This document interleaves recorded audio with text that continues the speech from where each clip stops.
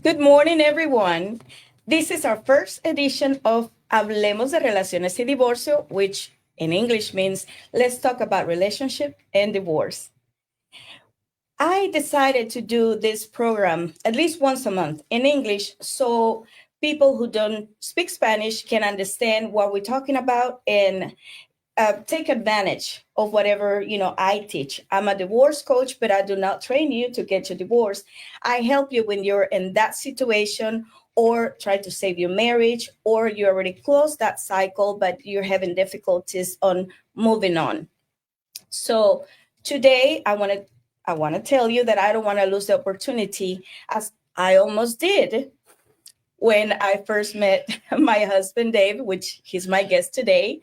So we're going to tell you the story, but I just don't want to lose the opportunity for you to listen and to learn a little bit of what I do. So today is a special day because I have David Becker, my husband, with me. So this is going to be some sort of interview, but also talking about our relationship, how we met, how I almost lost him for due to fears. And English is not my first language, but I'm going to try to do it because, it's time. It's just time. So, what better person that my partner, my best friend, my everything, my love, to start this today? So, welcome to Hablemos de Relaciones y Divorcio en Inglés. Let's talk about relationships and divorce. Dave Becker, thank you for saying yes to this crazy idea. Gracias, Yanira. I love that. So, today we're going to talk about healthy relationships and how we cannot believe that it's been almost 14 years since we met. And then, all that happened, the dating, the engagement, the marriage. And it feels like yesterday. We don't really feel the times, but I want you to tell everyone how we met. Well, I was traveling to Houston from Seattle every 6 weeks or so. So I was looking for something to do. And I looked online. I found a karaoke bar, and I had been going there for 3 or 4 years. I started traveling in 2006. And one night I saw a young lady on stage, and she sang Where the Boys Are. And Where the Boys Are is an old song, number one. And number two, it requires the correct amount of emotion, the correct amount of longing, the correct amount of making that song come alive. And this lady did it so well. As she stepped off the stage, I asked her, where did you learn that song? And she said, well, my mom used to play it on the record player and ran away from me. And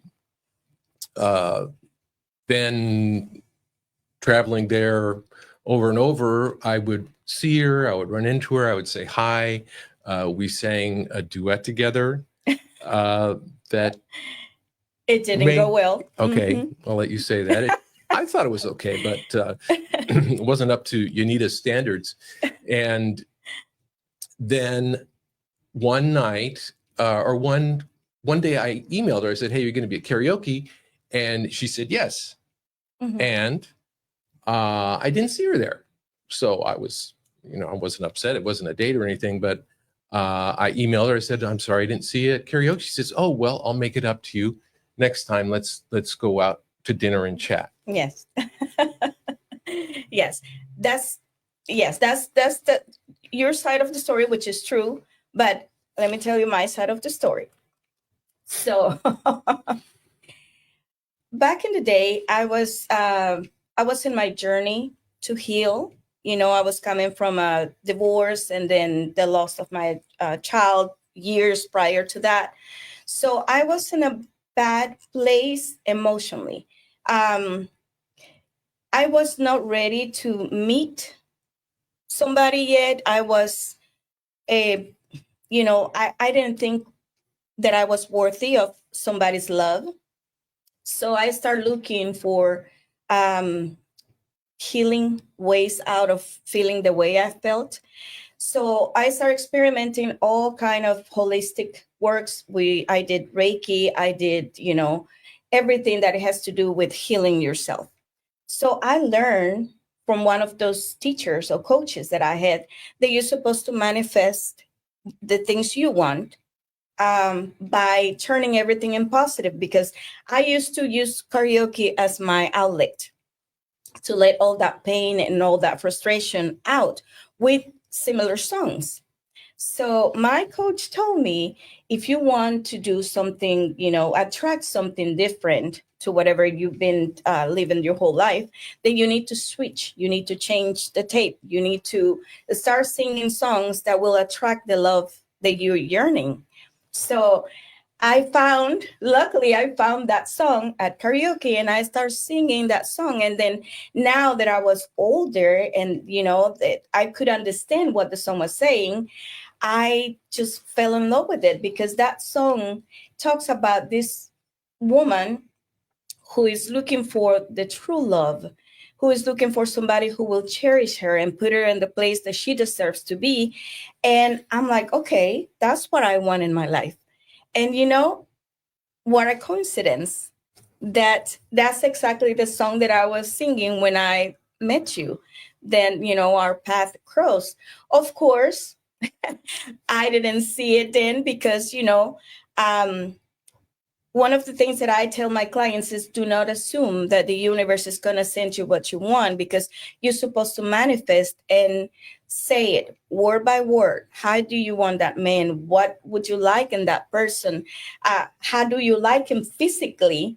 Well, I was assuming that since I was Hispanic, I was going to get a Hispanic person. So when he approached me, not in my wildest dreams, I thought that I was going to have a relationship with him first. And then now we're going to talk about the fears. The same thing is happening right now. I don't want to do this show in English because I'm afraid of the criticism, or because I don't pronounce well some words. That's not my language. I try my best. But, when you think that you have to speak English 24/7 with a boyfriend or husband in the future, if things go well, you're like, oh my God, that's too much work. That's too much work, because you have to think in Spanish, translate it in your head, and make sure it comes out really, well put. So it's too much work.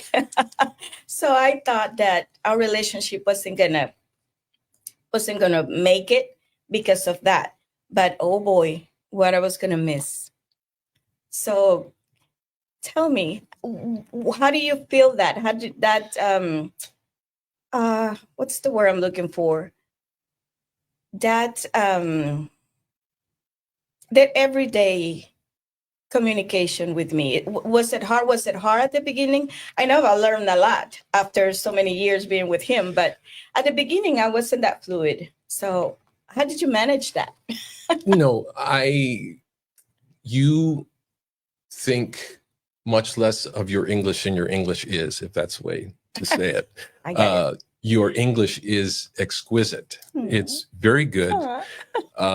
And I don't, there might be 2 or 3 times when I have, you want to say this way. Yeah. So maybe the form of the word or the case of the word, might be better this way or another way, but I've never had a problem understanding you. Yeah. And, on the other side, it's been so much fun to learn the limited Spanish that I know. But more than that, giving you the freedom to have your friends over and have Spanish conversations. Yes. I always like to listen. I always like to pick up what I can when I can. Yes. And I am not a good Spanish student, but I do enjoy listening. Yeah. You might not speak it well, but you understand pretty much everything. I remember one day when my mom was still here, she was going to bring us some food. So my mom say, voy a estar allá a las 2.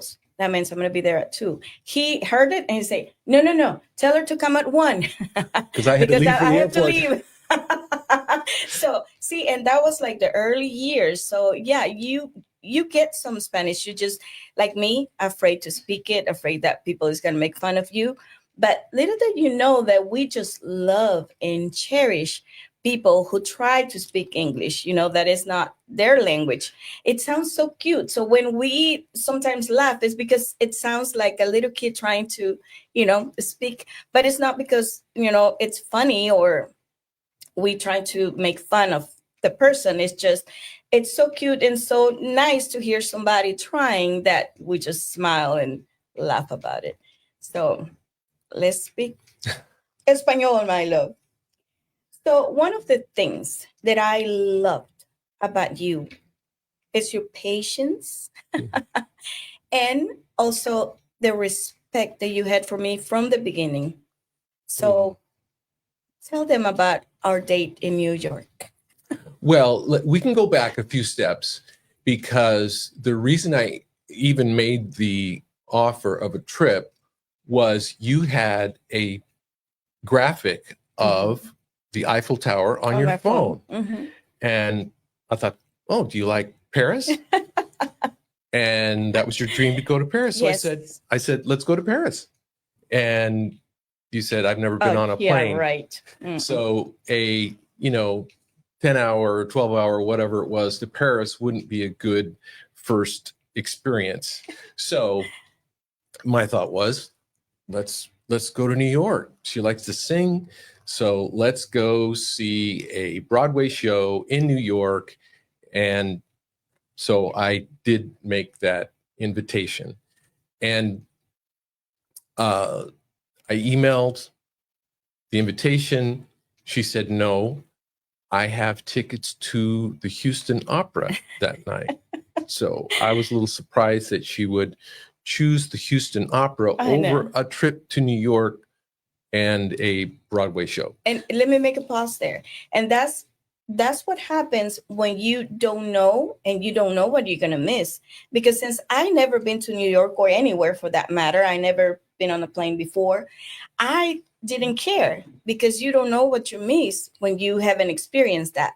So he invited me to a Broadway show, and I say, no, I got tickets for the opera here in Houston, thinking that this was better, which, it's okay. But, a show in Broadway is like the best thing you can ever experience. Go ahead. I'm sorry. So we talked about it. I said to myself, this is going to be the last time I'm going to offer. Yes. I'm going to email her one more time. Yes. And if she says no, I'm not going to make any more offers. So I emailed her. I said it was sometime in December, right before the holidays, like December 10th or 12th or something. And she said yes. And I was a little surprised, but okay. So we talked back and forth on email. I was still living in Seattle, and this was going to be 2 consecutive weeks in Houston. So I was going to come to Houston, be in Houston for the week, go to New York, and then come back to Houston. So I was making those arrangements on my side, and then I get an email that says, I said, it's a room. Does her room has a view? Okay, but that was my way to see if I was going to get my own room. And then the answer that I got was exactly what I was expecting. So I emailed her back. I said, well, you will have your own room. And yes, I try to get a room on the upper floor, so we will probably have a view, but you'll have your own room. Yes. And it did. We had 2 separate rooms. But when you always go with the idea that somebody wants to, cheat on you, cheat you or not being honest, you always have that, what's Hesitation. the word? Hesitation. Yeah, don't trust the person. So we walk up to the whatever floor that was, 14 or whatever. So his key didn't work. And then I'm like, oh, shit, yeah, I know this game, so it's not going to work. But it actually didn't work. So he had to go downstairs, get a new key, and then it worked. So I'm like, Okay, so he wasn't lying about the key. So, okay. So that was the best weekend of my life because I didn't have any pressure of anything. We talked so long that, the restaurant had to kick us out.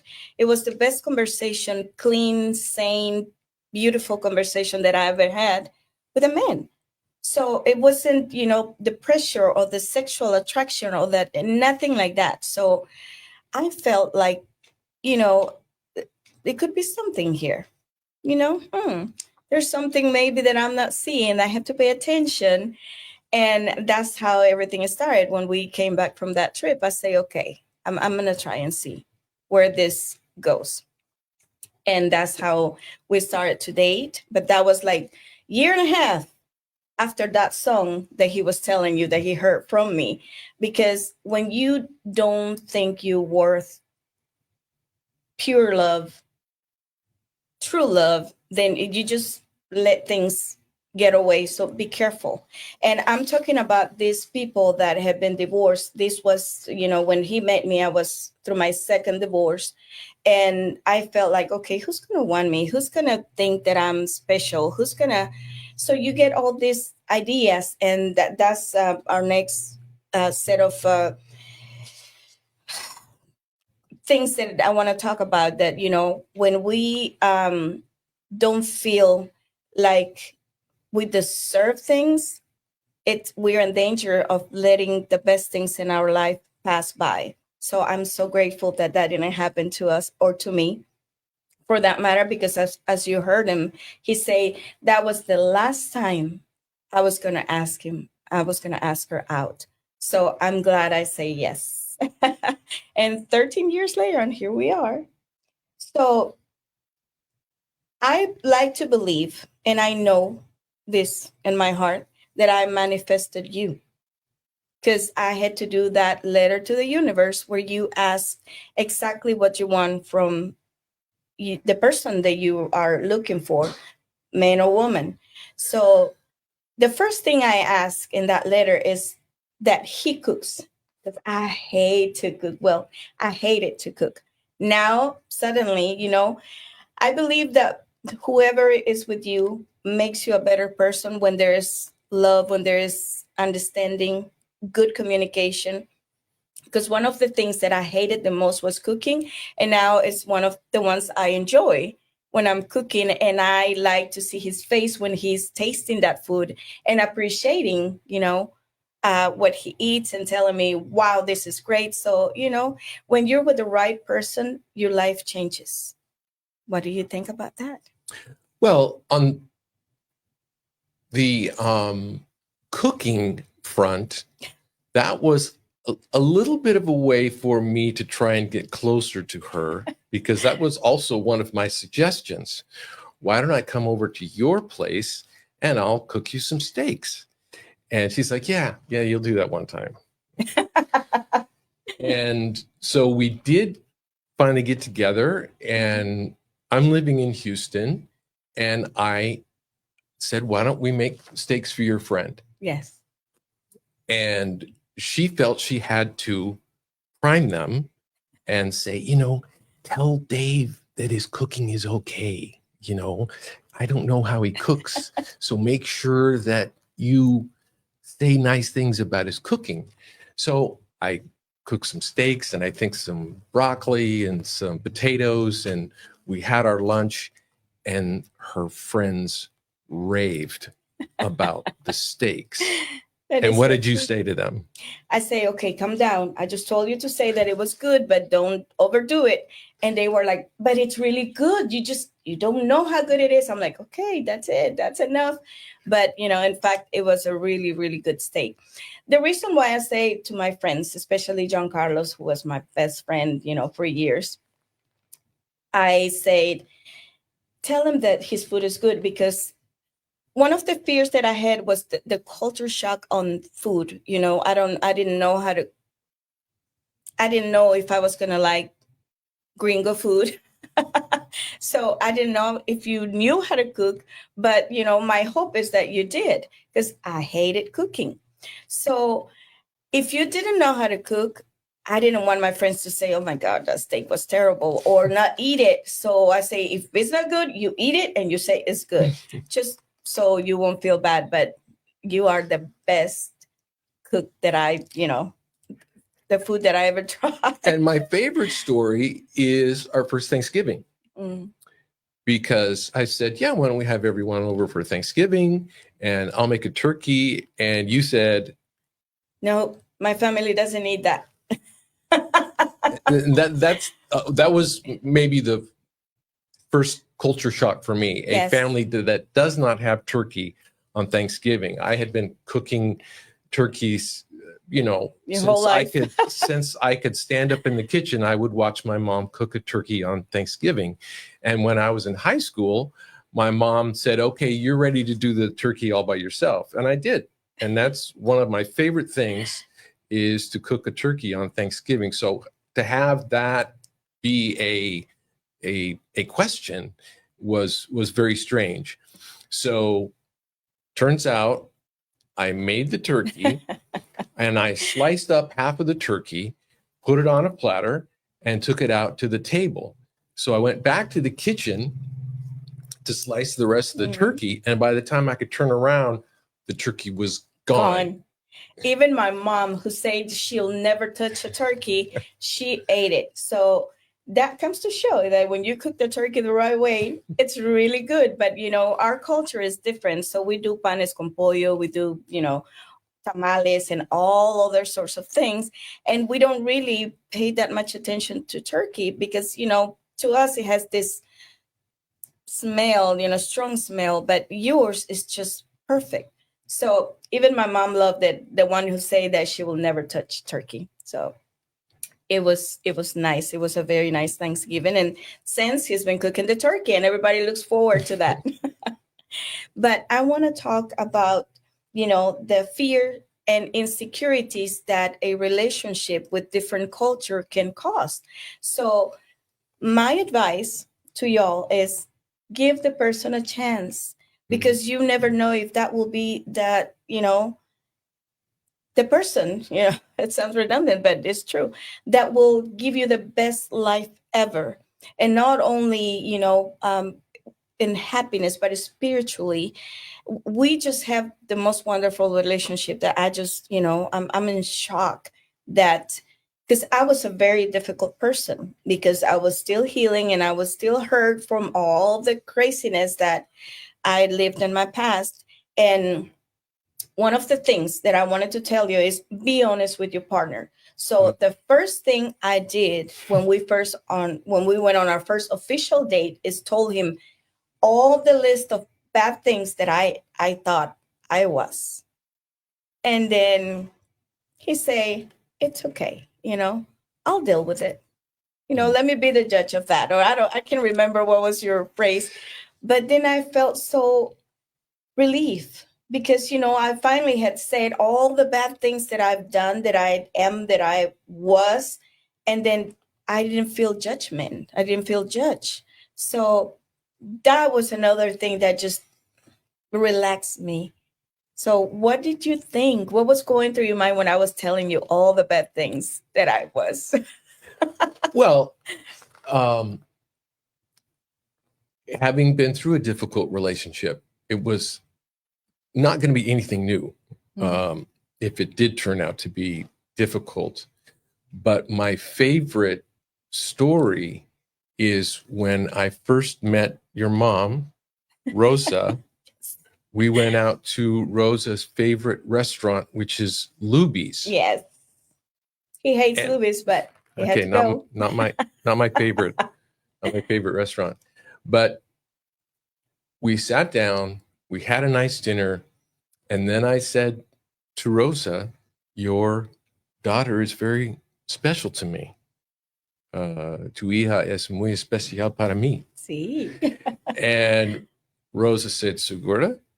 I said, sí, segura.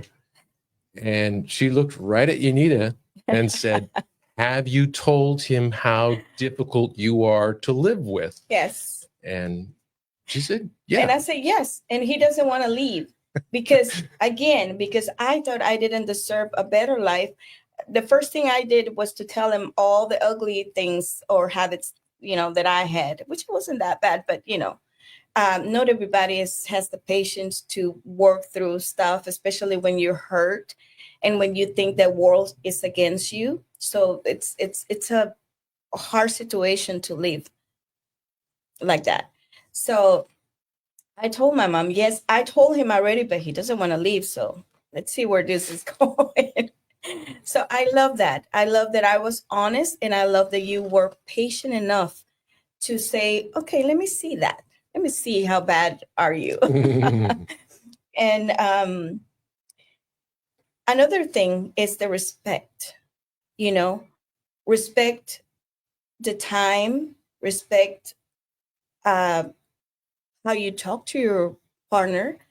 I've never called you names. I've seen couples that they start calling themselves names or calling their partners names, but at the end of the day, when it gets old, it becomes an insult, and that brings problems to the marriage. So to avoid that, don't ever call your spouse any bad names, right? Well, and what you focus on grows in your life. So those things that you emphasize are the things that are going to get bigger. Right. So if you are emphasizing and encouraging the things that you like and the things that make you happy, your partner is automatically going to say, oh, that's a good thing. Yes. I need to move in that direction. So if someone needs direction on what you need, Right. then you're the one who needs to say it.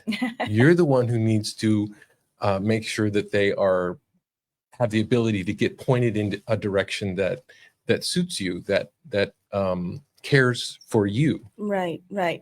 So another fear that I had was the family rejection.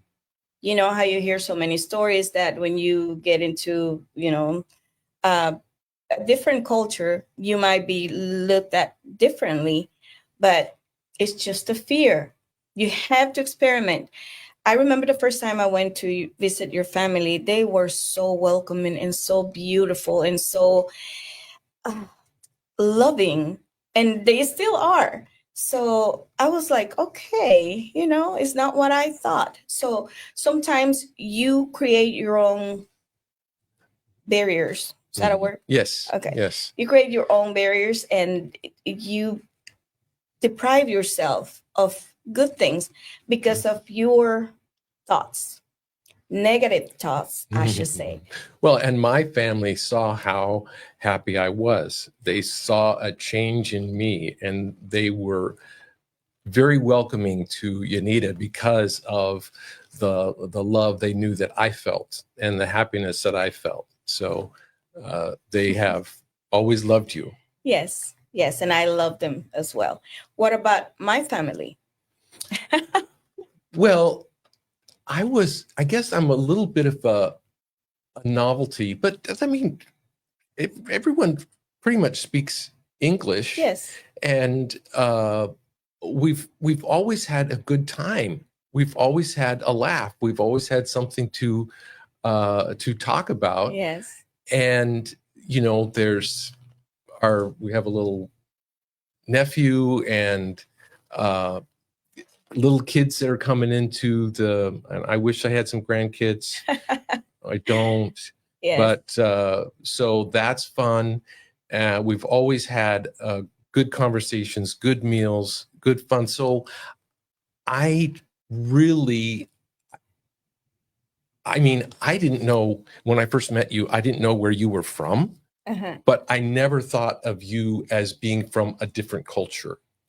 Interesting. So that was kind of something that you thought about, but I really didn't think of you as being from a different culture. And my family, my brother traveled to Brazil, my brother traveled to Thailand, always had different cultures around. Right. When my stepfather was a musician in Portland, and we would have different musicians come stay with us.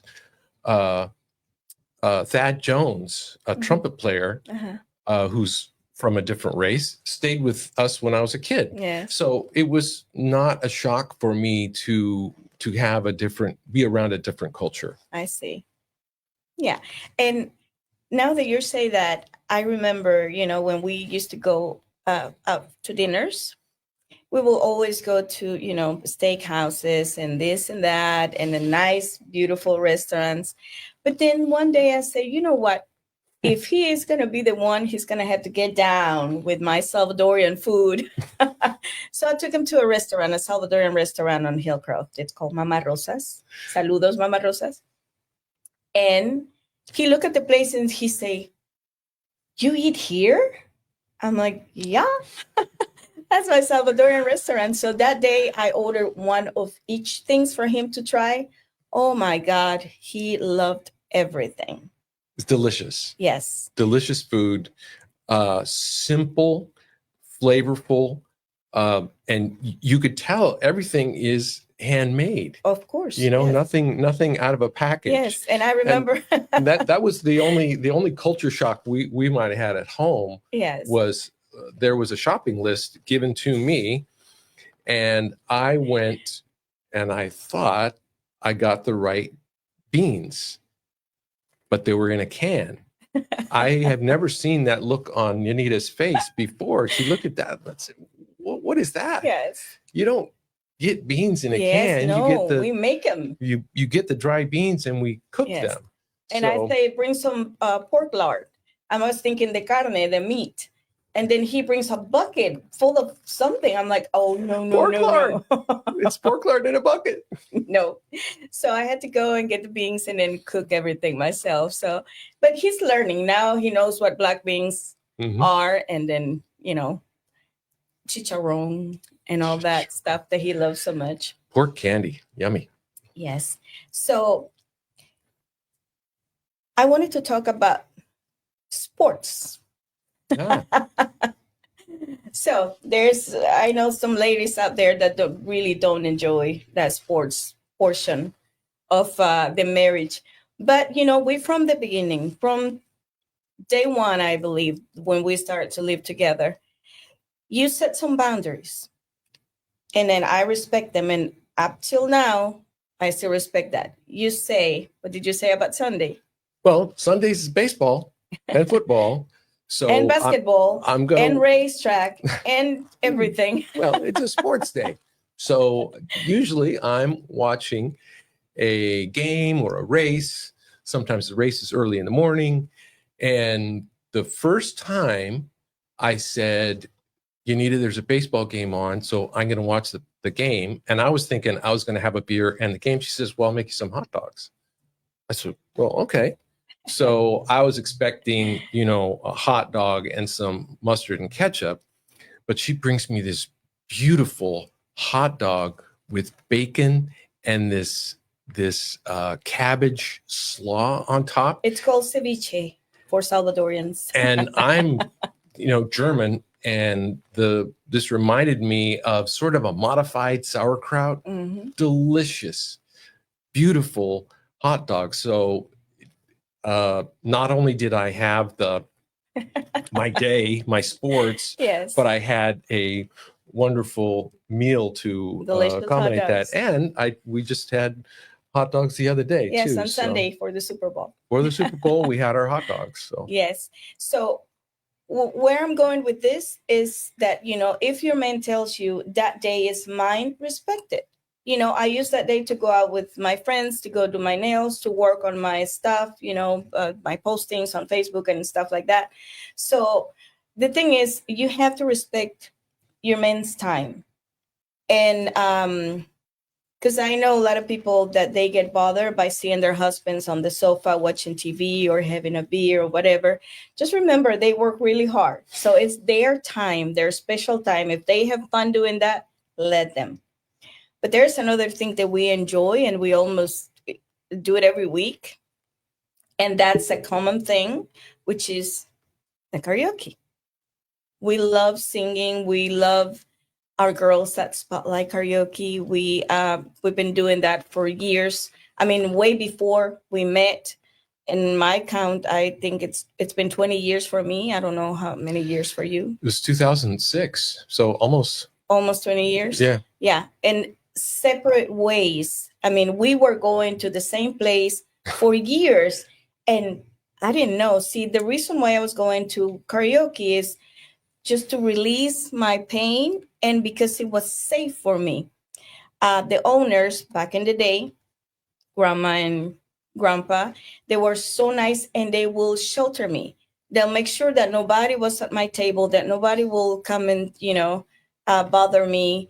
Uh, I felt safe in there. So I thought, okay, here I'm never going to meet somebody and nobody's going to bother me. Like when you go to dance clubs, they always wanted to, make contact, and I didn't have anybody to bother me. So I felt like, again, I felt like really safe. And then I figured that I wasn't going to get into anything in there because that was my sanctuary.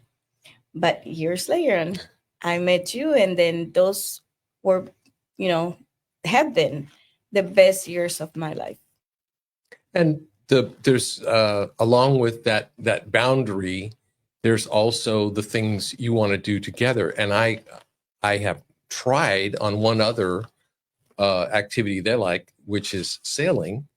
And Yanira has drawn her boundary and said, I'm not going to sail, Yeah, but I don't like she the sea. says, if you want to go sailing, go. You can go. Yeah. You can go. So there's two sides to that. There's the activities that we can sit down and do together, like karaoke, Mhm. which we do all the time. There's, the sports where you can find something else to do. Right. So just having the freedom to say, hey, I want to do this. And the other person says, yes, go. And I'll go with you, or go and have a good time. Have a good time. That's right. There's some things that you also don't really enjoy, which is gardening. But I love that you just do the heavy lifting and then I'll take care of the rest. And then you, the best keeper, because you're the one who waters the plants all the time and then keep them pretty, take pictures of it, rave about them all the time. So it's like a great compliment. We don't do the same things, but we just complete each other with whatever we do. So I like that, and I'm very grateful. So we have a few minutes left in our show. I felt like time flew. It was fun. But before we leave, I want to tell people the steps for a healthy relationship. And the first one is honesty. We said, at first I told you everything that bothered me that I was, and then you say some things as well. So honesty it's the biggest base on a good relationship. You have to trust your partner. If you don't trust your partner, who are you going to trust? Right? So the other thing is set the boundaries. The first day might be a little rocky because you kind of getting to know the people, to know things that you like, that you might not like, but you're getting used to that person. Do you remember the first year? Was it hard? Oh, it was. I wouldn't say it was. There was a lot of adjusting to do. I was still traveling. So that was probably the main stressor that we had, was the fact that I was gone for a week. I was home for a weekend. Yes. So there was some stress there. And there were other things that I had to kind of balance out in my life. But, so we really didn't have a regular routine. Right. So now having a regular routine, it makes it much easier. Yes. I remember that a little disagreement that we had because we didn't have two wrench. Remember that? When you took to work, I was a little crazy. I admit that. So I made a big fuss. Two ranch dressings? Yes. Remember I told you, we have to have two of everything in this house. I have this issue. I still have it. I got to have two of everything. The one in use and the one waiting for it too. One backup. One backup. Yes. Yes. So that day, and then I realized myself that I was the most stupidest thing, to fight about. And that happened because you come from a relationship that everything it's an argument. So please, for the people who's going to try a new relationship, leave that behind. This is a new relationship, and you have to accommodate your feelings, your love, your life to the new person, because it's not their fault that you are so bitter and so mistreated in the previous relationship. So I had to, check myself out on that. The other thing that I recommend is respect in every way, not calling names, not yelling, not no crossing that line that it can put your marriage in danger. And also recognize your partner facial expressions, because we have a deal. Whenever he's tired or he wants to leave from some place, he just makes this face like, I know exactly what that means. I want to go. So I'm not going to force him to stay there. So I say, okay, let's get our check or whatever we're doing. Or and sing let's one go. more song. I'll sing one more song. One more duet. Yes. So it's important that you recognize, the looks, the faces, everything. So at the end of the day, the way I think is the language is important, but not really necessary when you get to know your partner at that level that you just speak with the eyes, right? So another point that I wanted to bring in this conversation, we're almost done, it's gratitude. I am grateful for everything I have, especially you, because you're my best friend. You're the love of my life. You, the person who changed me. And I don't know if I have made it this far without you. So I really thank you and appreciate everything you do. And Thank you. I appreciate you, and I appreciate your courage today to speak in English. Yes. I think you will all agree with me that her English is exquisite, and she needs to speak it more Yes. and speak it proudly. Thank And you. I enjoy so much being in a culture that tries. Yeah. You've made the effort to do that, and you do it so well. So I appreciate that too. Yes, thank you. Thank you so much. And communicate. That's another thing. Communicate with your partner, communicate the things you like, the things you don't like. You can reject something without being mean, and that's something that you learn while you're healing. So you can say no many times without making the other person feel bad about any situation. So thank you so much for watching this show and to learn a little bit about our relationship. And thank you, David, for accept my invitation today. I know you have to go to work, but thank you. Thank you, everyone. And thank you for the opportunity to let me speak in English today. And thank you, my love, for everything you do for me. I love you so much. De nada. We'll see you next Tuesday en español with Hablemos de Relaciones y Divorcio. And next month, we'll have another show in English, and I will tell you who will be the guest of honor that morning. And thank you for your attention to the show. Thank you very much for everything, and we'll see you next week. Thank you. Hablemos de relaciones y divorcio. Esto no se trata de mantener tu